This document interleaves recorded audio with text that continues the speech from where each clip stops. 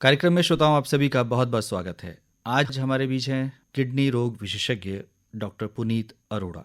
Doctor Arora, बहुत बहुत स्वागत है आपका कार्यक्रम में। Thank you sir. सबसे पहले हमारे श्रोताओं को बताएं कि किडनी किस तरह की भूमिका हमारे शरीर में निभाती है। किडनी एक महत्वपूर्ण ऑर्गन है and one of the most intelligent organ in body.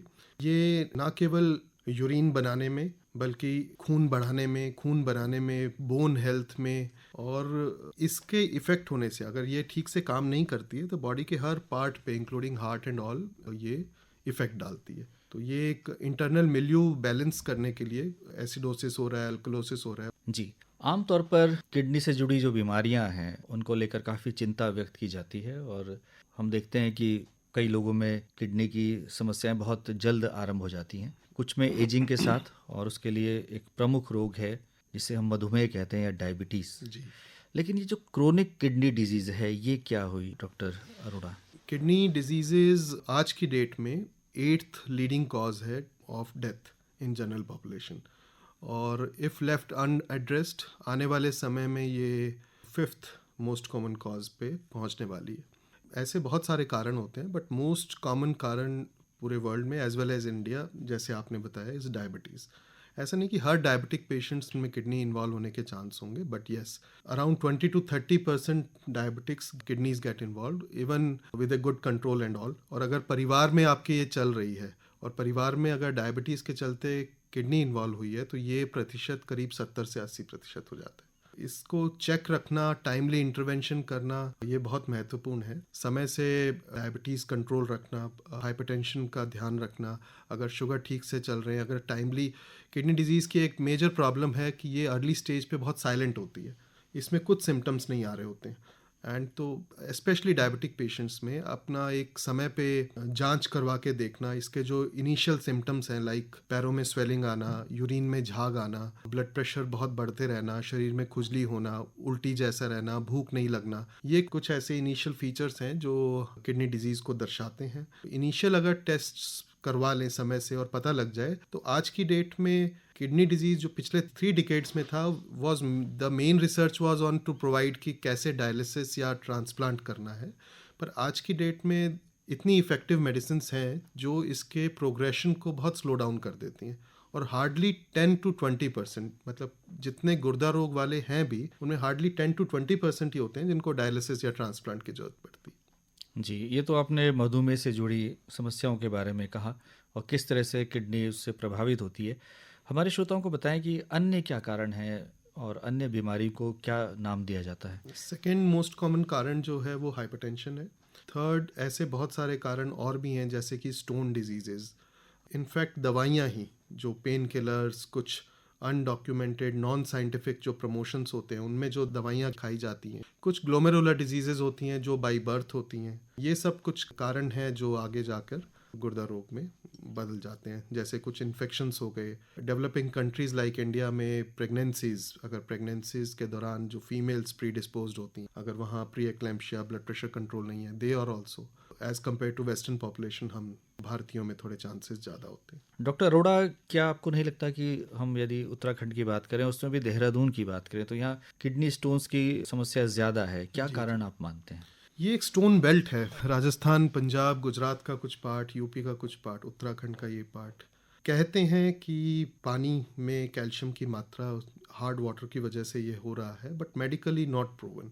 कुछ ऐसी चीज़ें हैं जो यहाँ पर स्टोन्स, लाइफस्टाइल मॉडिफिकेशंस भी एक रीज़न है, जैसे कि पानी बहुत कम पीना, सॉल्ट इनटेक प्रोबेबली यहाँ के लोगों में ज़्यादा है, जो कि एक रीज़न हो सकता है जो किडनी स्टोन्स इस एरिया में ज़्यादा है। जी, तो ब्लड प्रेशर आपने एक कारण बताया और ऐसा कहा जाता है कि अगर उच्च रक्तचाप है तो वो हानिकारक है।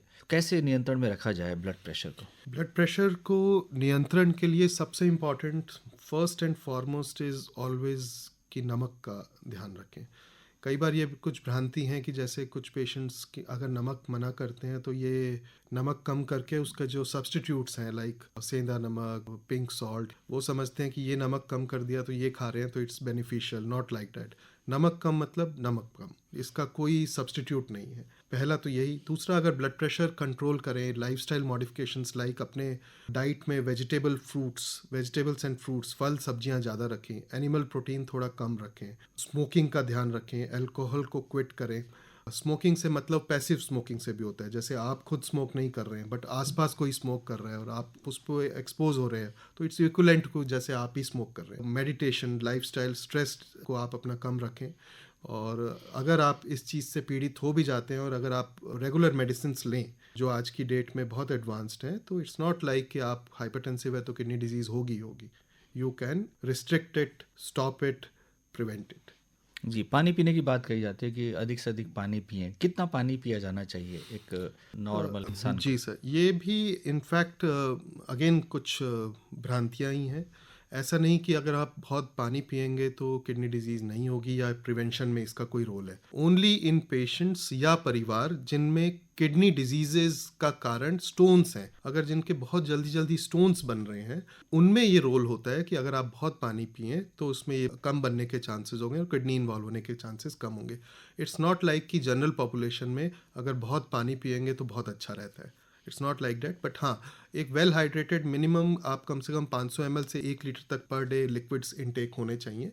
That varies from individual to individual, there is no fix cut off. अब बात करते हैं किडनी स्टोन्स की, तो क्या सर्जरी ही एकमात्र उपाय है या दवाओं के द्वारा भी स्टोन्स निकल जाते हैं? इसमें 5 to 10% ऐसे होते हैं जिनमें मेटाबॉलिक कारण होता है किडनी स्टोन्स का। मेटाबॉलिक मीन्स कि जो परिवार में चल रहे हैं, जो या बॉडी में कुछ ऐसे मेटाबॉलिज्म में प्रॉब्लम है जिसको हम प्रिवेंट या दवाइयों से कर सकते हैं। Otherwise they are no medicine for it. इसमें आपको नमक कम और पानी ही पीना ज़्यादा रहता है। जो दवाइयाँ वगैरह इसकी हैं, जो 95% cases, there is no such proven things. ये ज़्यादातर प्रमोशनल्स हैं फार्मा इंडस्ट्री की तरफ से, जिसका साइंटिफिक बैकग्राउंड नहीं है। अब बात करते हैं डायबिटीज़ की, और उसका प्रभाव जब किडनीज में पड़ता है तो डायलिसिस जी की जाती है, और कई बार तो सप्ताह में 3 बार भी लोग जी करवाते हैं। जी। तो डायलिसिस क्या है और ये क्यों ज़रूरी हो जाती है? देखिए, अगर किडनी डिजीज़ किडनी डिजीज़ के 5 स्टेजेस होते हैं। अगर ये स्टेज 5 में आ गई है, और ये स्टेज डिपेंड करती है एज पे, वेट पे, सेक्स पे और सीरम क्रिएटिनिन पे, इन पे डिपेंड करता है। अगर ये स्टेज 5 में आ गई है, और स्टेज 5 में भी कुछ लोगों को टू रिमेन अलाइव, जीवित रहने के लिए दवाइयों के अलावा कुछ और मेथड्स की जरूरत पड़ेगी, लाइक रीनल रिप्लेसमेंट थेरेपी हम इनको बोलते हैं, किडनी रिप्लेसमेंट थेरेपी। इसमें 3 ऑप्शंस होते हैं। First and best is kidney transplant, और सेकंड जो दूसरे ऑप्शंस होते हैं वो डायलिसिस। डायलिसिस अगेन आगे 2 तरीके का होता है। एक हीमोडायलिसिस, जो आपको किसी सेंटर में जाके, अस्पताल में जाके करवाना होगा, वो एटलीस्ट ट्वाइस और थ्राइस होगा। और एक होता है पेरिटोनियल डायलिसिस, जो आप घर में कर सकते हैं, जिसको डेली किया जाता है। इससे आपका जीवन चलता रहता है, नॉट परफेक्टली नॉर्मल बट एक रिस्पेक्टेबली ठीक दशा में आप जीवन व्यतीत कर सकते हैं। तो ये आपने एक दूसरा विकल्प बताया, पहला विकल्प आपने किडनी ट्रांसप्लांट बताया। जी। तो कैसे और कौन लोग किडनी ट्रांसप्लांट करा सकते हैं? क्या किडनी ज़रूरी चीज़ें हैं जिनका ध्यान रखा जाता है? किडनी ट्रांसप्लांट आज की डेट में एक बहुत ही सक्सेसफुल प्रोग्राम है all over the world as well as in India. Kidney transplant के अगर किसी पेशेंट को डायलिसिस की ज़रूरत है, तो इसका मतलब किडनी ट्रांसप्लांट उसके लिए बेस्ट ऑप्शन है। अब ये 2 तरीके से होता है। फर्स्ट कि एक तो लाइव डोनर हो, मतलब कोई जीवित व्यक्ति अपने 2 गुर्दों में से एक गुर्दा किसी पेशेंट को दे।